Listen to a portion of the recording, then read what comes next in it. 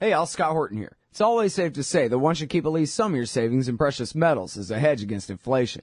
And if this economy ever does heat back up and the banks start expanding credit, rising prices could make metals a very profitable bet. Since 1977, Robertson Roberts Brokerage Inc. has been helping people buy and sell gold, silver, platinum, and palladium, and they do it well. They're fast, reliable, and trusted for more than 35 years. And they take Bitcoin. Call Robertson Roberts at 1-800-874-9760 or stop by rrbi.co. All right, y'all, welcome back. I'm Scott Horton. It's my show, The Scott Horton Show.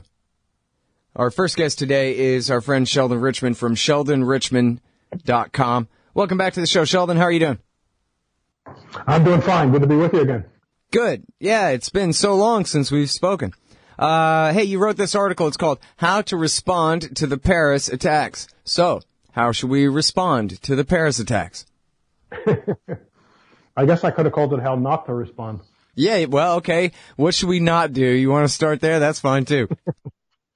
Well, we shouldn't, maybe it would be quicker to say how we should. Get the hell out of the Middle East. Yeah, and respect but civil liberties at home. Next question. Yeah, okay. The next question is, but. Come on. Bad guys. Terror, fear, strike, and kill civilians.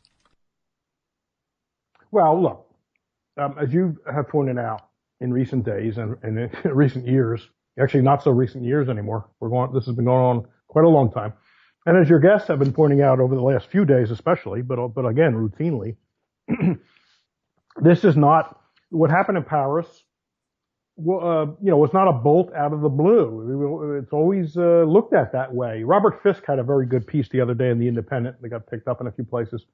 I guess I found it at Counterpunch, where he says, whenever something like, Paris happens or some big spectacular act of terrorism in the West, doesn't happen when it's, something in Beirut, or even when a Russian airliner is down, because I guess the Russians are part of the other also. But anytime it's one of us, one of our cities that is a victim, the memory banks get wiped clean.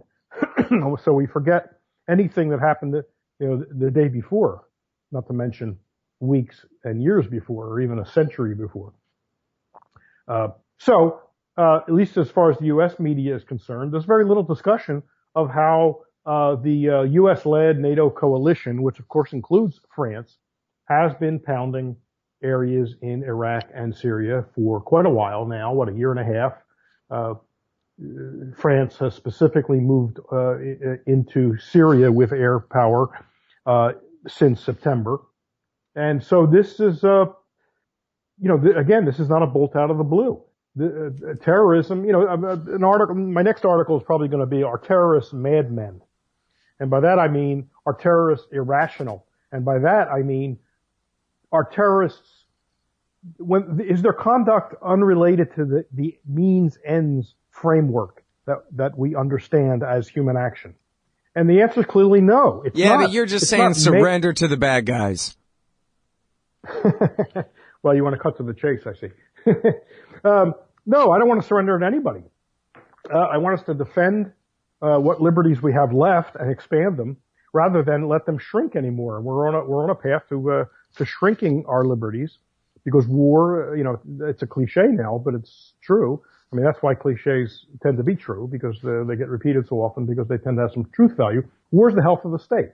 If we intensify the war in Syria and Iraq and the Middle East generally, our liberties will suffer.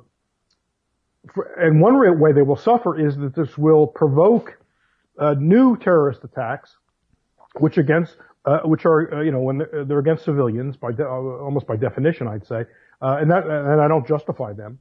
I don't think it's immoral to go and kill just people who are going about their business, walking down the street or sitting in a concert or cafe. That's immoral. It's evil. That we shouldn't have to even have to say that, but of course we do have to say it. But nevertheless, it's an inevitable as things can be in human affairs, consequence of the West, the U.S., making war on Arab and Muslim populations in the Middle East. And when an inevitable response occurs, the governments will crack down. And it will seem plausible to most people that they crack down, because they're going to say, please help us, do something, which is no coincidence, because I think the planners understand that will be a response. Now, I'm not saying that's the reason they make war in the Middle East, so that there'd be terrorism, so that they can expand government. I don't know that that's how they think about it, but that is certainly a consequence. We know this from the great history written by Robert Higgs, and it's not surrender at all. All right. Well, so what about this now? I think probably you could go back 3 years, 4 years, 4.5 years, maybe even, certainly in the last 3 or 4, you could find interviews of the two of us talking about the Syria situation and talking about how, with this unbelievable policy of our government being willing to, and along with NATO and the GCC, willing to back the American people's enemies as long as they're attacking Assad in the form of the al-Nusra Front and whatever. I bet you we could find in those interviews where we predicted these kind of consequences. Thousands. I know that I've been saying on the show. I assume it must have been part of the discussions with you over this topic over the last few years too, that there are thousands of Europeans going to Syria to fight against Assad, and at least scores, if not hundreds, of Americans. And we know that our government's attitude is, oh, they're the good guys fighting against Assad, so they're not even trying to really keep track of who these guys might be. And, or if they are, they're doing a half-assed job of it. And so at the time that bin Laden was killed, core Al-Qaeda basically had been reduced to almost nothing. But that was 4 years ago. And Obama might as well have been the cartoon Islamic terrorist out of the right-wing ridiculous theories about him, to the degree to which he has built up the Al-Qaeda forces across North Africa and the Middle East. And of course, it's because he thinks he's smart and getting American goals accomplished and whatever, not because he's a Muslim terrorist. That was a joke. But point being, he's done more for Al-Qaeda even than George W. Bush had done for Al-Qaeda. And so maybe, Sheldon, the question now is, what about now? Maybe what you're saying made sense a few years ago, but now Obama has been so successful at building Al-Qaeda and the Islamic State into such giant movements with tens of thousands of members that could be turned against the West and have motive to try to keep attacking us, to draw us further in. What are we supposed to do about those guys? Well, don't give them what they ask for. I listened to your interview with Robert Pape the other day, and he's very good, but I like you disagree with what he is recommending, which is that we sort of continue on doing what we're doing. He doesn't want some big all-out war, because that's what the ISIS apparently would like, to have the U.S. pour troops in there, which would help radicalize more Sunnis. So he wants the sort of middle position that Obama's taken. In fact, he praised Obama. But I asked the same question you asked him. Even if in some very abstract way that was a good idea, what makes anyone think that the guys in charge, Obama all the way down, know what the hell they're doing or will carry it out? I mean, that's the nirvana fallacy we talk about in economics, right? Where you propose some ideal solution and say, hey, this ideal solution is better than any real world solution you can come up with. Yeah, great. Except you're never going to get the ideal solution. So we have to choose among realistic solutions, things that are actually on the menu. That's not on the menu. So that's the answer. I don't believe that if we were to declare a Ron-Polian, not a Rand-Polian, but a Ron-Polian foreign policy today, and withdrew all troops and all special ops and diplomats and everything else from the Middle East, I don't believe that the toothpaste would thereby return to the tube. It's out. There are people who have scores to settle. So I don't want to make this naive promise that if we just do, what I'm recommending, all will be well. And we're an open society, fairly open. And so therefore there are always going to be soft targets. But I believe it will cut down the chances, minimize the chances, and make things safer than they would be by any other path. All right, hold it right there. Let's take this break and we'll be right back. Hey, I'll check out the audiobook of Lew Rockwell's Fascism versus Capitalism, narrated by me, Scott Horton, at audible.com. It's a great collection of his essays and speeches on the important tradition of liberty. From medieval history to the Ron Paul Revolution, Rockwell blasts our statist enemies, profiles our greatest libertarian heroes, and prescribes the path forward in the battle against Leviathan. Fascism versus Capitalism by Lew Rockwell for audiobook. Find it at Audible, Amazon, iTunes, or just click in the right margin of my website at scotthorton.org. Don't you get sick of the Israel lobby trying to get us into more wars in the Middle East? Or always abusing Palestinians with your tax dollars? It once seemed like the lobby would always have full-spectrum dominance on the foreign policy discussion in D.C. But those days are over. The Council for the National Interest is the America lobby, standing up and pushing back against the Israel lobby's undue influence on Capitol Hill. Go show some support at councilforthenationalinterest.org. That's councilforthenationalinterest.org. Hey, I'm Scott. Welcome back to the show. Talking with the great Sheldon Richman. Donate $100 to the show. I'll send you one of his books. Your Money or Your Life Against the Income Tax.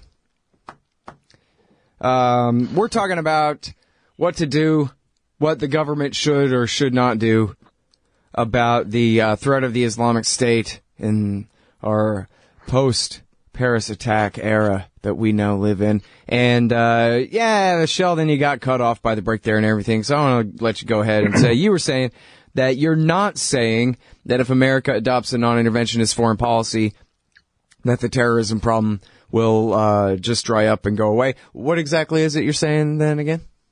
Well, not overnight it won't. Because, look, the U.S. has been at this a long time, very long time, pre-9/11.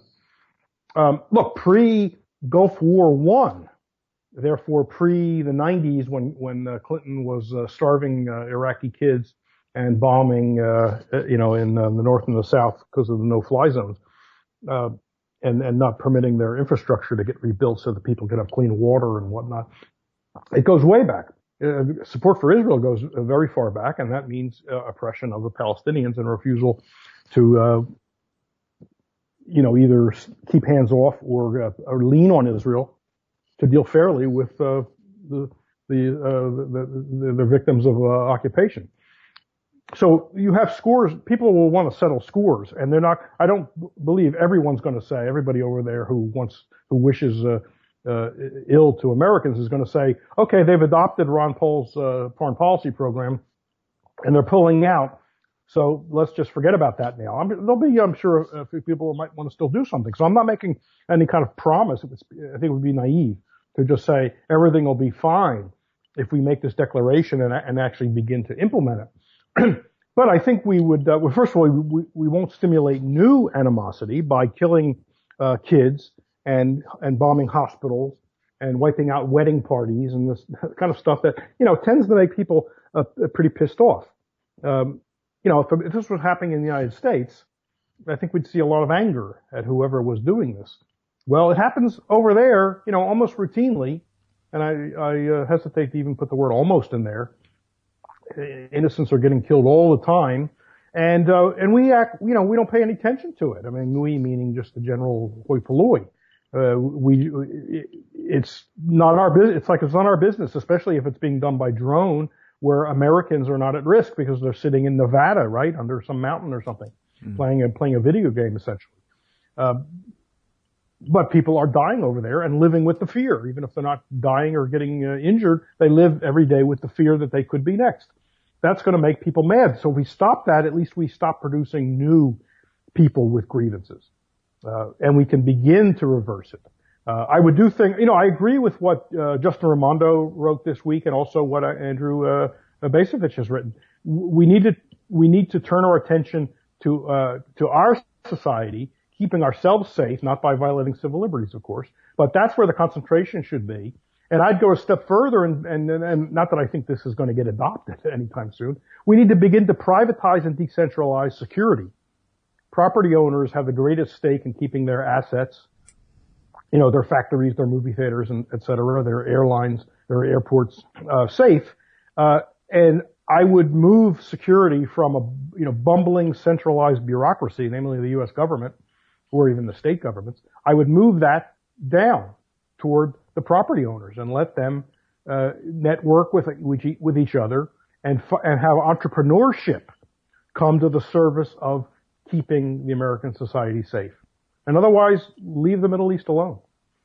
Well, and people got to understand, too, that what you're talking about is privatization, not quote-unquote privatization, which is spelled entirely different, has ironic quotes around it. And that's the one where government hires a private company to carry out the government business. That's not what you're saying. You're talking about getting government out of it and letting the owners themselves have to do the hiring. I want competitive privatization. Right.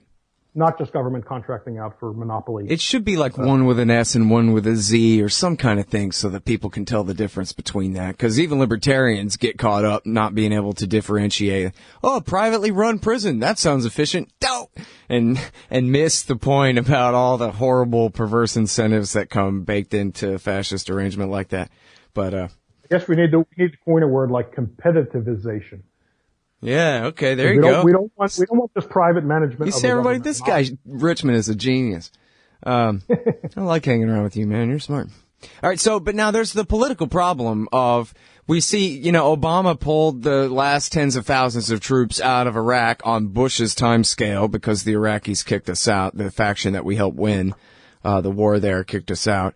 And it doesn't matter that he escalated the entire surge war in Afghanistan and then the entire drone wars in Pakistan, Yemen, Somalia, the regime change in Libya, the support for the Al-Qaeda guys in Syria, just like the Republican Party wanted him to do. None of that counts. Obama has shown weakness. Obama is peacenik. Obama is Ron Paul, and that's why we have an Islamic State, because Obama reduced America's military footprint in the Middle East the slightest bit, and then look, a bad thing happened. Lesson: can never leave anywhere again. And then we see that playing out. Obama announced in October on the 15th that, oh yeah, by the way, we're staying in Afghanistan forever, because I'll be damned if I'm going to let them say that about Afghanistan too. So the 10,000 troops are staying indefinitely, and special forces too, etc. So how are we ever supposed to do? I mean, I guess if it was Ron Paul, he would say, I don't give a damn about your argument. I'm right, and I'm still doing it anyway. But no Democrat is ever going to get us out of there, as long as the right is going to argue that every bad thing happens whenever they withdraw the slightest bit, got the perverse cause-effect relationship there. So what are we going to do? Well, even if at first glance you like that strategy, you quickly realize it's a loser, because you'd have to then be everywhere, because the idea is, you can't let them have safe harbor in Afghanistan. Well, fine. So they move somewhere else. Now you got to be there. Then they move somewhere else. Then you got to be there. Before you know it, you need a military, and this would be unbelievably expensive. If there was no other argument against it, this should be decisive. We'd have to occupy the world. Literally, because they're going to be wherever you're not, so there can't be a place where you're not. Therefore, we'll have to have a huge military. I don't know, are there enough people of military age, even if you had conscription? I don't think there are. Is there enough money? Are you going to, are the people who want this going to want to cut everything else out of the budget? I mean, I'm all for cutting the budget to zero, but they want to seem to put it all into the military. This is something that Rand Paul hit Rubio on him in just terms of spending $1 trillion. So it's obviously not feasible. The people you're aiming against are a moving target. If they can't be one place, they'll be another place. And we've seen this, right? Bush went into Afghanistan on the grounds that they had given safe harbor, the Taliban had given safe harbor to Al-Qaeda. So we had to go. Great. So they moved and spread and metastasized and mutated, and they did all those things. And now they're everywhere, including Yemen, including Africa. History has already told us that's a bad plan.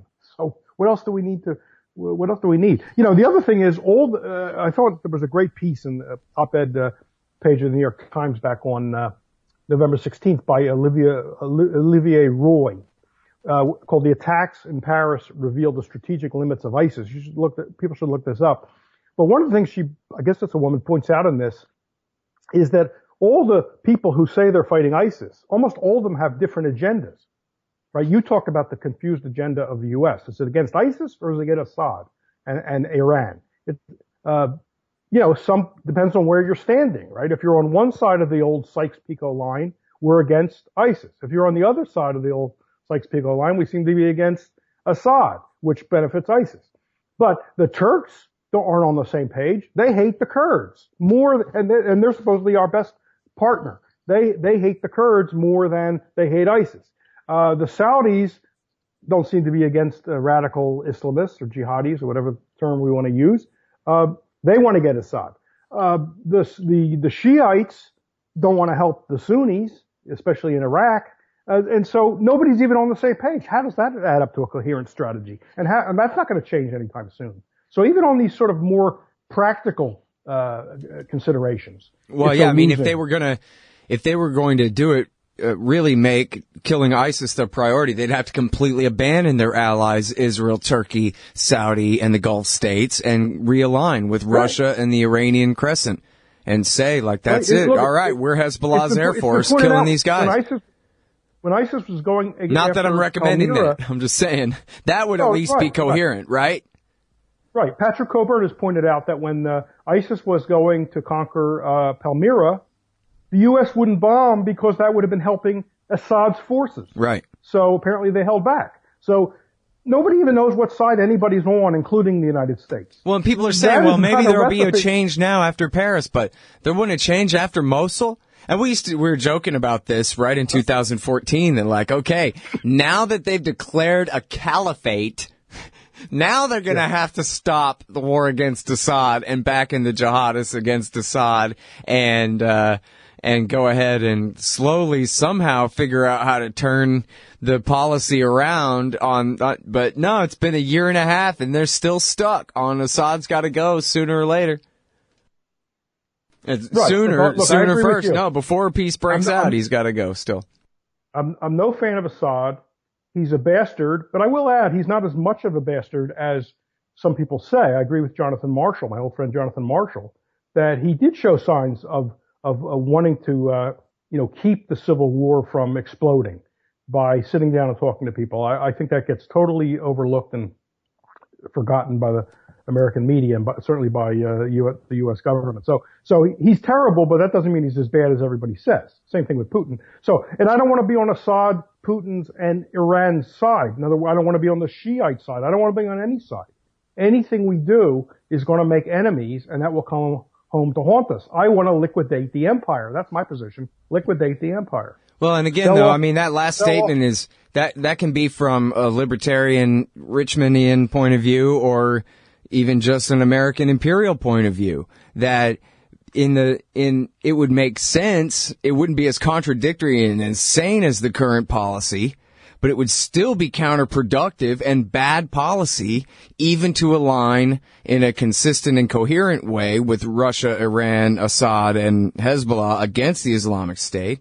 Because as you're saying, all these consequences, then will just flow from that. And it makes all their propaganda true that, look, it's the whole Roman Empire and the Eastern, Russian Empire too, allied with the Israeli Jews and the Iranian Shia Safavids all against us. And, I mean, what could possibly, go wrong with that? You know what I mean?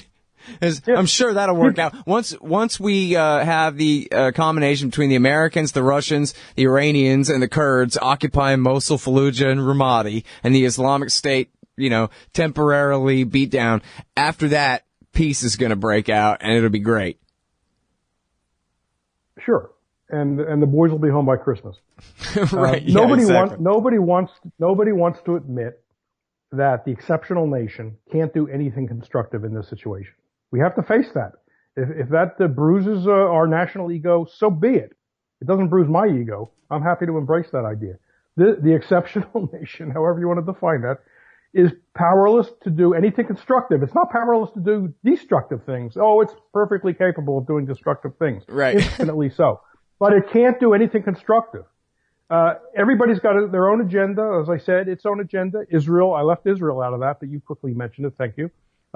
Israel, as we know from their neocon brain trust of back in the 90s, were writing papers. Dan Sanchez has written about it. I've written about it.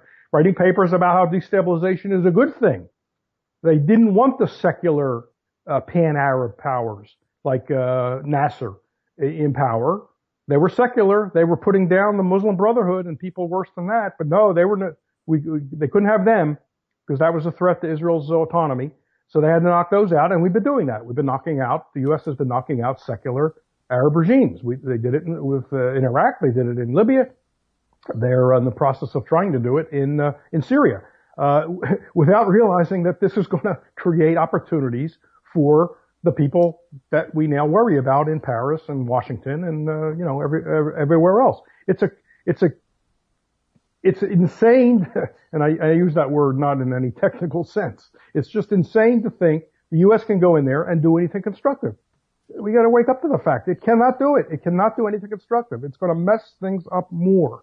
And it's hard to believe that things could get worse, but believe me, things could get worse. Hey, let me ask you this real quick now. Are you worried at all about domestic backlash and bigotry against Muslims and that this is going to have very much of an effect? I am somewhat worried about that. I mean, I still sort of have confidence that Muslim Americans who are here and, been here for a long time, probably won't. I mean, there's been some bad stuff since 9/11. I don't think that will get worse. I hope I'm not wrong about that. I'm concerned with the reaction to the refugee question. 35 governors, Rand Paul and Cruz, Cruz wanting a religious test. And I'm very happy to see people at Reason and other places start talking about what people thought of Jewish refugees in the 30s, right? Saying, wait a second. Oh, yeah, you saw that Jesse Walker piece? Yeah. Jesse Walker, that's great. It's excellent. Yes, fear that Jewish refugees were Nazi spies. And so, I am concerned about that. I hope that doesn't get anywhere, and I'm going to be writing about that. Yeah, that's cool. Yeah, that was a great point, man. Good old Jesse Walker, dude. He's the best guy that got a Reason for sure. All right, anyway, listen, I'm late. I got to go. But thanks very much for staying on and doing the show with me. Always a pleasure. All right, Sheldon, that's the great Sheldon Richman. He's at sheldonrichman.com.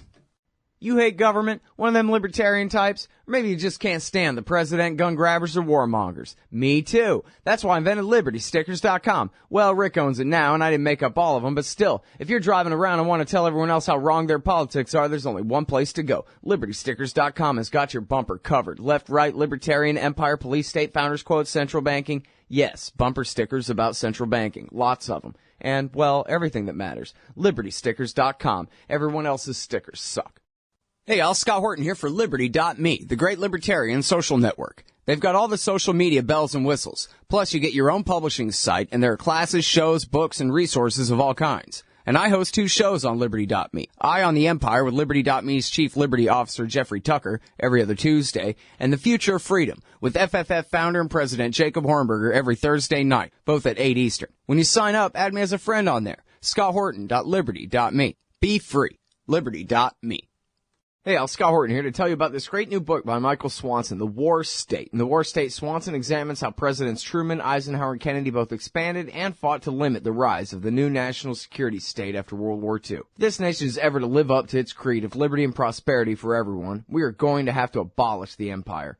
Know your enemy. Get The War State by Michael Swanson. It's available at your local bookstore or at Amazon.com in Kindle or in paperback. Just click the book in the right margin at scotthorton.org or thewarstate.com.